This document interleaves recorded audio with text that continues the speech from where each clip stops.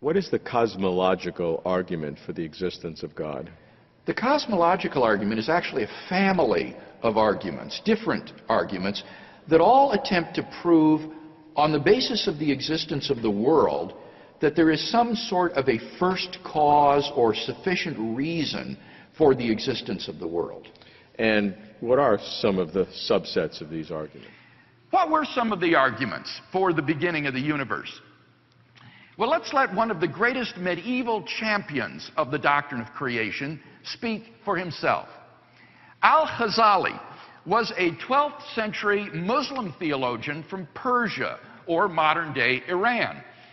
And he was concerned that Muslim philosophers of his day were being influenced by Greek philosophy to deny the beginning of the universe.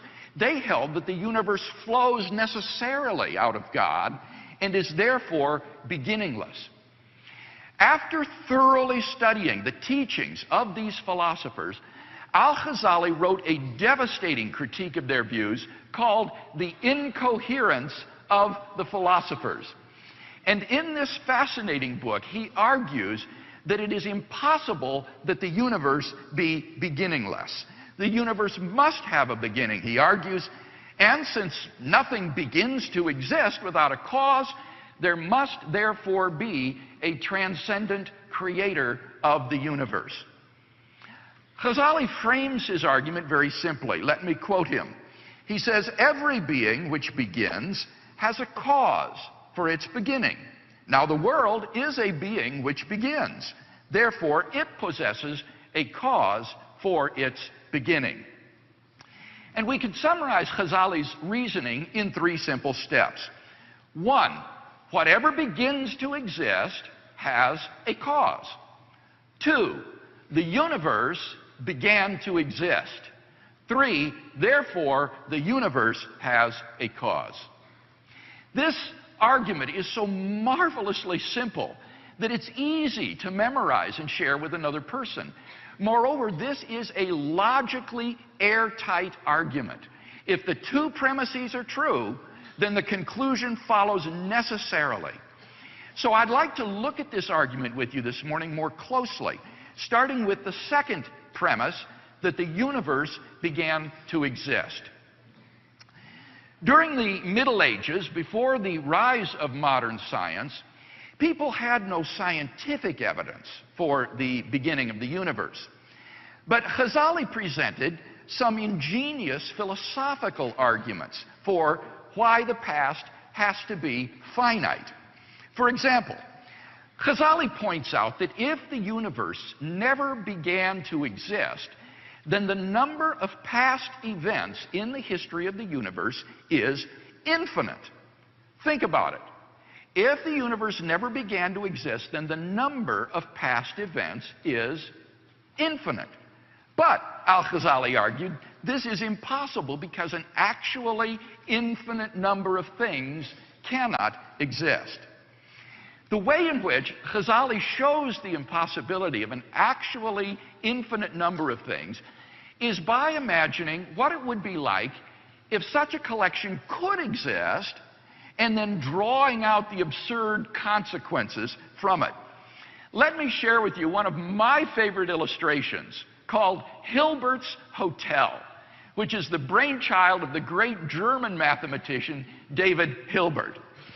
Now, as a warm-up, Hilbert first invites us to imagine an ordinary hotel with a finite number of rooms. And let's suppose that all the rooms are full. If a new guest shows up at the front desk asking for a room, the manager apologizes, "Sorry, all the rooms are full," and the guest has to be turned away. But now, Hilbert said, let's imagine a hotel with an infinite number of rooms. And let's suppose, once again, that all the rooms are full. Now, this fact has to be clearly appreciated. There is not a single vacancy throughout the entire infinite hotel. Every room already has a guest in it. Okay? Now, stay with me here. Suppose a new guest shows up at the front desk asking for a room. What will the manager say? problem, he says. And he moves the guest who was staying in room 1 into room 2. He moves the guest who was in room 2 into room 3. He moves the guest who was in room 3 into room 4, and so on, out to infinity, so that everybody moves into the room number next highest to his own. As a result, room number 1 now becomes vacant, and the new guest is easily accommodated. And yet, before he arrived, all the rooms were already full. Now, if that seems weird, hang on to your hat, because it gets even worse. Let's suppose, Hilbert says, that an infinity of new guests shows up at the front desk asking for rooms. No problem, says the manager. And he moves the guest who was staying in room 1 into room 2. He moves the guest who was in room 2 into room 4. He moves the guest who was in room 3 into room 6, putting each guest into the room number twice his own. 1 into 2, 2 into 4, 3 into 6, 4 into 8, and so on, out to infinity. Now, think about that. Since any number multiplied by 2 is always an even number, all of the guests wind up in the even numbered rooms, 2, 4, 6, 8, 10, and so forth. As a result, all of the odd numbered rooms become vacant, and the infinity of new guests gratefully checks in. And yet, before they arrived, all the rooms were already full. In fact, the proprietor could do this an infinite number of times and always be able to accommodate more guests. As one student remarked to me after class, Hilbert's Hotel, if it could exist, would have to have a sign posted outside. No vacancy. Guests welcome. Hilbert's Hotel is absurd. Mind you, it's logically correct for the mathematician, but it's impossible for something like Hilbert's Hotel to really exist.